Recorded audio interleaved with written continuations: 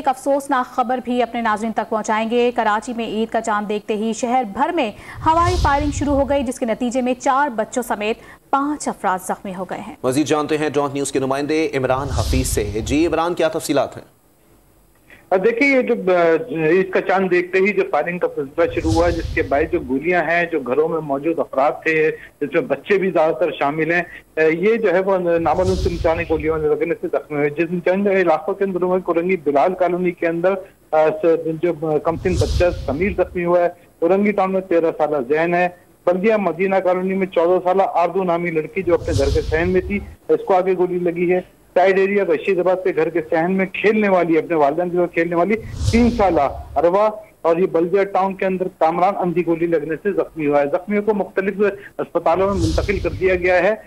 अभी तक भी जो है वो कई वक्त से शहर भर के अंदर फायरिंग का सिलसिला जारी है। जी, कराची में ईद का चांद देखते ही शहर भर में हवाई फायरिंग हुई, जिसके नतीजे में 4 बच्चों समेत 5 अफराद जख्मी हो गए। अपडेट कर रहे थे इमरान हफीज, आपका शुक्रिया।